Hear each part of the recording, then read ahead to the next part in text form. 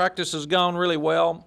We felt like, as I said Monday, we were glad that we had some time after the OU game to kind of restart and get it going.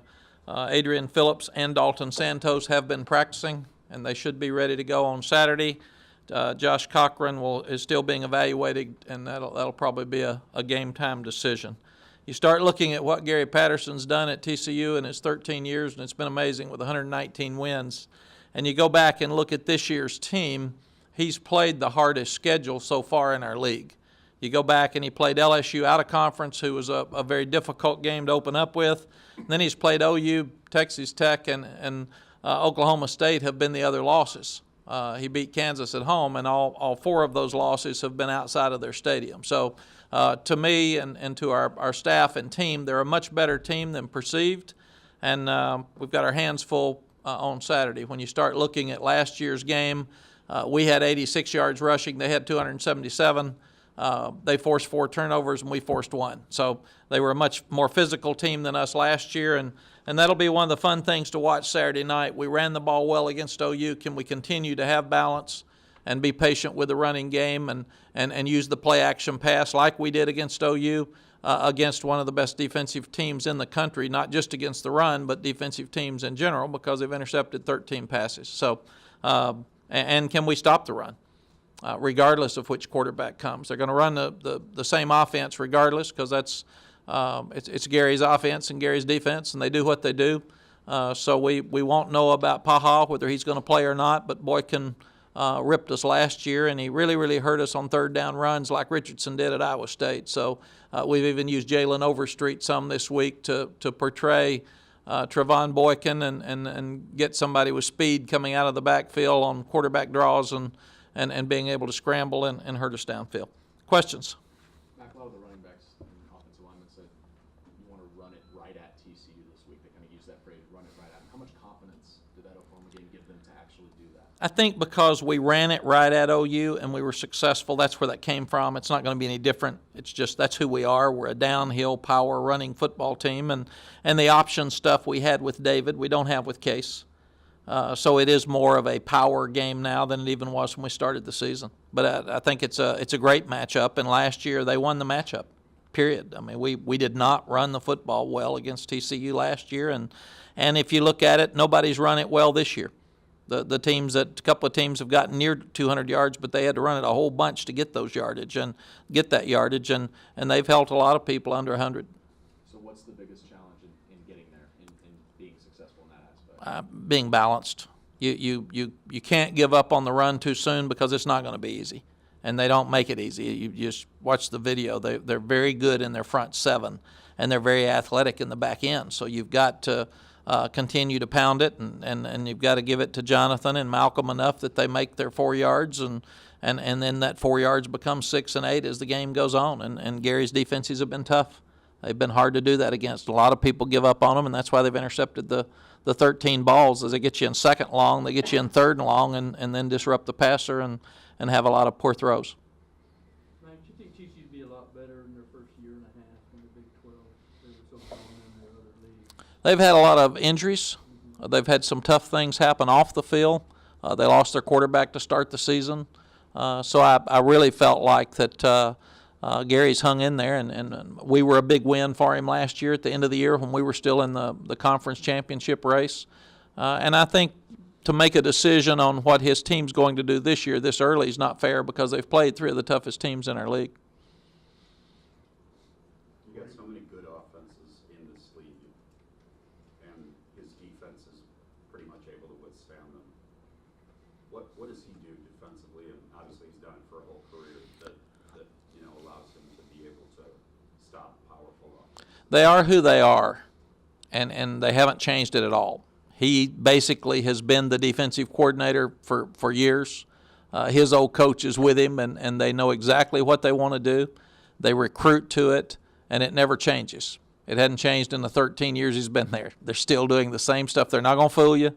They're not going to blitz much, but they've got really good players. Their players are a lot better than people perceive, and they play really hard, and they know what to do.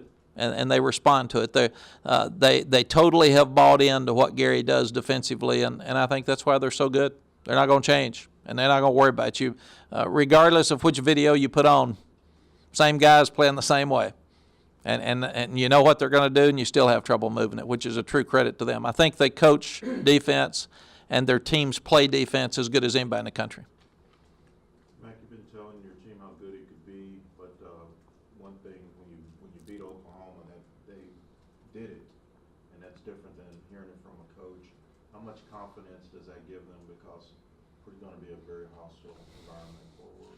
I think we'll find out Saturday night. That's what I've told them. Did you enjoy the trip back from BYU better than the one from Oklahoma? No, because you played well. So win. If you want to be happy, win. Fans happier this week than they were against BYU? Yeah. So if you like it, keep doing it. And that's kind of been the message, because we're going to face a TCU team that will be mad. They're not happy with their last game. This is huge for them. It's huge for us. Obviously, we've got to come in with intensity and play like we did at Kansas State, and play like we did at Oklahoma, and not play like we did at Iowa State. They've had some problems in their offensive line. They look a little vulnerable there. They've got such great skill guys that a lot of times in their offensive line that they can get by in a lot of situations with big plays from Carter or Catalan or Boykin. But again, their offense has been their offense, and that's who they are. And their offensive linemen are good. They've just had some guys get injured early, and they've got some younger, new guys in there. Does Barrett remind you of any of the DBs you've had here? He's probably he's athletic like Williams. Probably as much as any. He's not that tall, but he's really aggressive.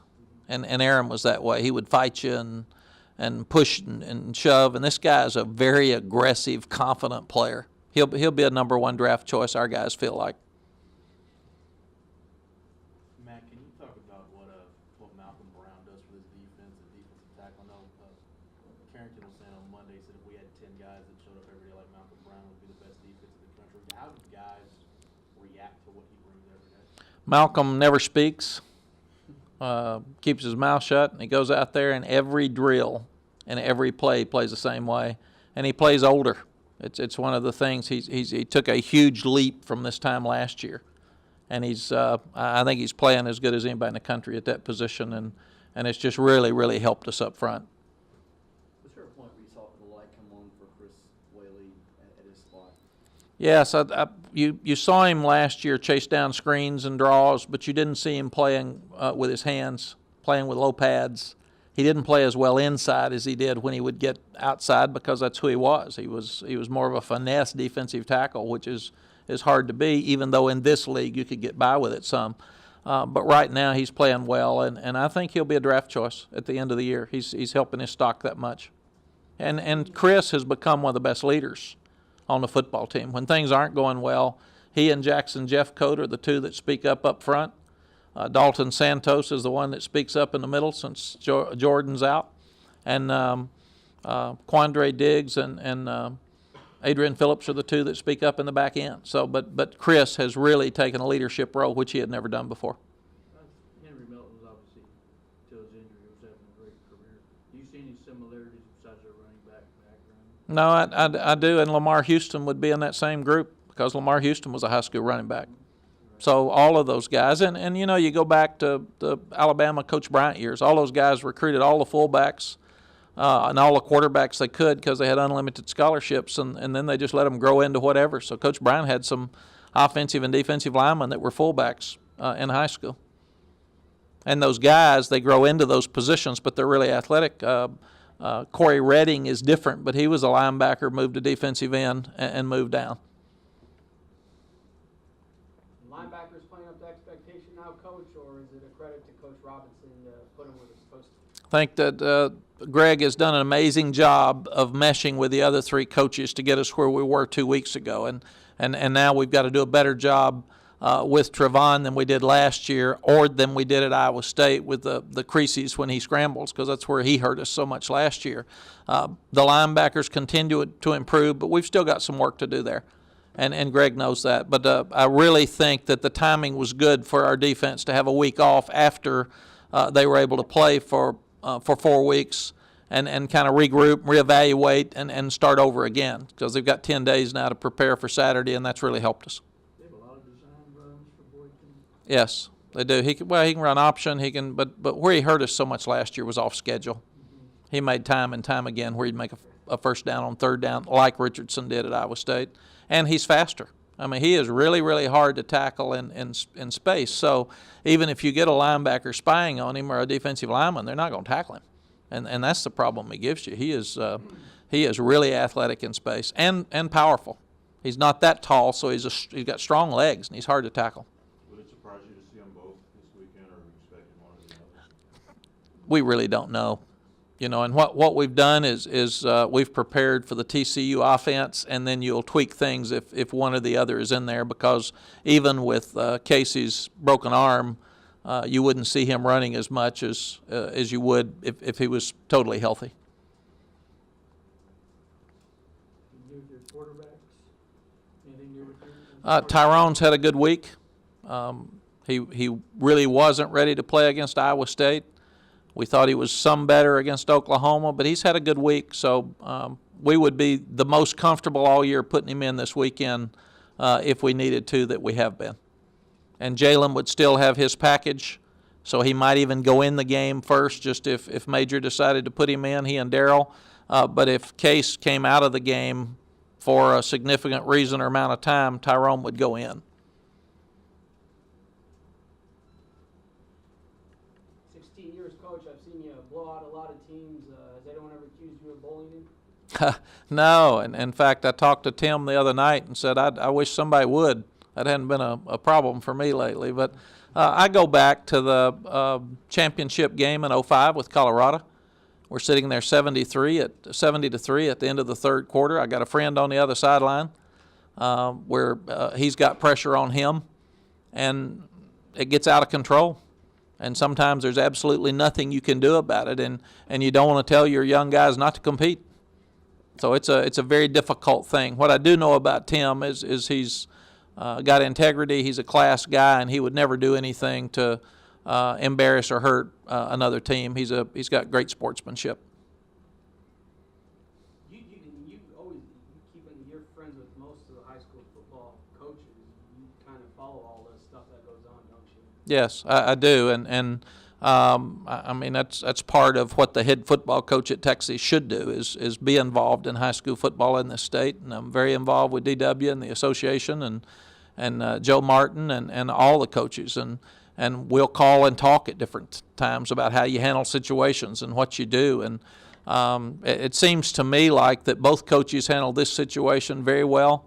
It seems like the players on both teams handled it well. There was a parent that got some people excited, and then it's one of those that just took off that seems to me to be a little bit out of control, and I think we ought to move on and move to something else. If it's not a problem between the two coaches, it's sure not a problem. Because that's where when coaches have to shake hands at the end of the game, that's where your fights come.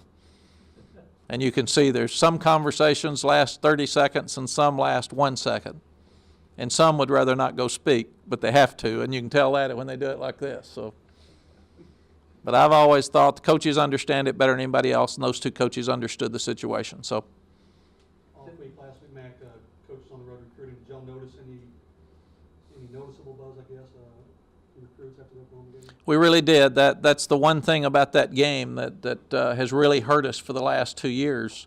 Is we've been in great shape going into that game. We've been a top 15 team going into that game. We're top 11. I think we're 11th once and 14th or something the other time, and got blown out both times, and it really hurt us in recruiting, just leaving there. And it had not been, if it's a close game, I don't think it matters that much. But when one team dominates the other, it does make a difference. And we've had a lot of calls from kids from other schools talking about, have you still got room? And our guys are really excited. So it was an important win for us, and gives us a lot of hope and momentum moving forward. Did their play calling change after they switched play callers? Not very much, and it sounds like that they're moving Anderson to the sideline. Just in listening to what Gary said yesterday, and Burns will be calling the plays, but they'll still go through Anderson. So I don't think it'll change that much.